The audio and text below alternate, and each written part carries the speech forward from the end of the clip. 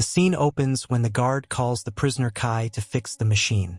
He didn't expect that, in a few minutes, Kai would work miracles and bring the contraption back to life. But the atmosphere quickly turned tense with the arrival of the new prisoner. None other than Hatch, the general who lost the civil war against General Lang. The prisoners couldn't contain their shock, and a former rebel even tried to salute his leader but received a punch in response. One prisoner, feeling inspired by the moment, used the chance to beat the guard with his chains. The situation quickly turned into total chaos, with guards activating the crusher to crush unlucky rebels. Kai, an improvised hero, tried to stop the killing and ended up sacrificing his leg to save his skin but still managed to turn off the killer machine before passing out. The irony of fate? That little guard tried to get up and ended up becoming the target of Hatch's hidden sniper. Better luck next time, buddy. Some time later, Kai woke up on Hatch's ship with a brand new mechanical leg. Hatch, magnanimous, explained that he was gathering the rebels to counterattack and revealed that he knew Kai's father, a former rebellion fighter. The mission, if Kai chose to accept it, involved stealing confidential data from an enemy ship called Arrowhead. Without much to think about, Kai agreed and was put into suspended animation, like in Alien.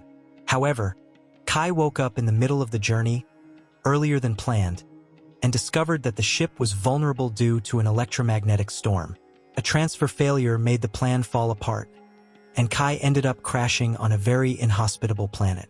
The atmosphere was so toxic that even the ship's AI, Reef, warned that prolonged exposure could cause paralysis or death. Not wanting to spend his vacation paralyzed or dead, Kai ran for oxygen. While exploring the area, Kai found his crewmate Taran and, together, they discovered they were on a moon with a giant planet in the sky. While Taran distrusted Kai because of his past with Hatch, the duo found the Arrowhead near a mysterious glowing obelisk. Things got interesting when Kai was dragged by a creature and Taran had to return to the ship alone, only to find Kai days later, covered in slime, with his leg miraculously healed. They discovered he now had a symbiotic relationship with some alien organism, giving him resistance like a tank.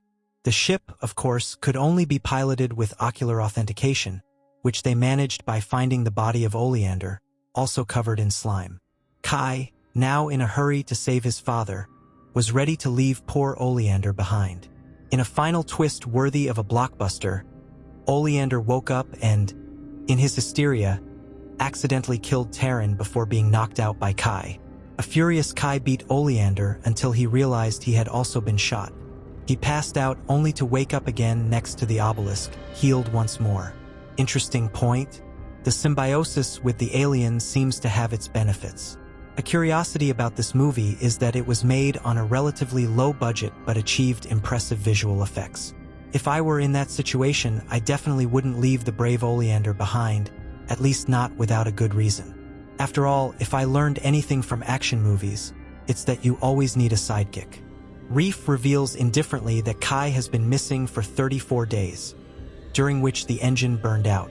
With 42 days left until Liberation Day, Kai isn't very excited. Reef also mentions that Oleander's heartbeat was detected, meaning he is being revived like Kai.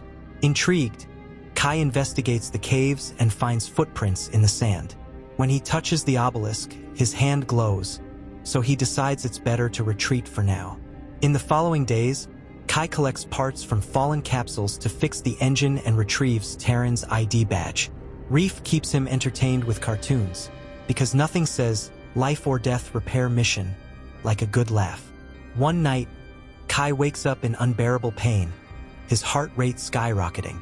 Despite Reef's warnings, he stumbles out of bed, accidentally destroying his repairs, and is invited to leave. Kai runs to the cave, hears a strange noise, and is attacked by a terrifying monster. As he succumbs to the pain, strange limbs sprout from his back, making him pass out. When he wakes up covered in slime again, he realizes that fear and pain trigger his transformation.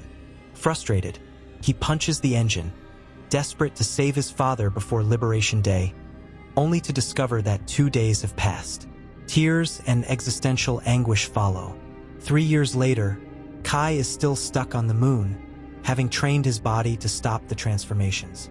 One night, he releases a firefly from a helmet and watches a beautiful light show. But the peace doesn't last. The badge of Taran disappears, and Reef speculates that Oleander is alive in monster form. Kai refuses Reef's suggestion to self-destruct for research purposes, fearing he might not revive. Determined, he hunts the Oleander monster and, after a tense encounter, confirms his identity through DNA. Reef theorizes that their deaths trigger a resurrection process, sounding like a mother crying for her children. Kai isn't exactly a biologist, but hearing Mother leads Reef to reveal a recording. Taran was unconscious, not dead, when Kai last saw her. Rage surges when Kai discovers the skeleton he found was his own. With a new mission to find Taran, Kai builds a body for Reef and they set off. However, electromagnetic interference in the caves disrupts Reef systems. A loud video error leads to a monster attack, and in the chaos, Kai kills the creature, only to find his original body and Oleander's. After a moment of mercy, Kai retrieves his prosthetic leg and continues searching for Taran. Finally, they locate the place where Reef last sensed Taran's heartbeat.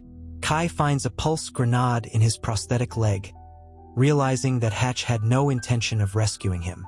When escape pods fall, Reef reveals that the moon is a time dilation experiment. Years here are just minutes elsewhere. Suddenly, Hatch arrives, and a confrontation begins.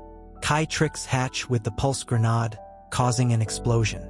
Transforming into his monster form, Kai fights Hatch's guard, but bloodshed ensues.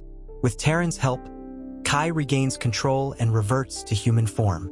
They mourn Reef, only for a wounded Hatch to reappear, shooting Kai before being killed by Kai's monstrous force. They reactivate Reef and escape on Hatch's ship, but a roar echoes near Hatch's body, suggesting the nightmare isn't over. If you think you would have survived better, remember not to play loud videos when there are monsters around, a classic rookie mistake. Would I have punched the engine out of frustration? Probably not. I'd opt for a good scream into the void. If I were in Kai's place, I'd definitely keep an eye on my prosthetic leg for hidden grenades. And the time dilation plot? A mental puzzle worth pondering while you're not being chased by monsters. Don't forget to subscribe to the channel and leave a like. See you in the next video. And I gotta tell you, it was perfect. Perfect.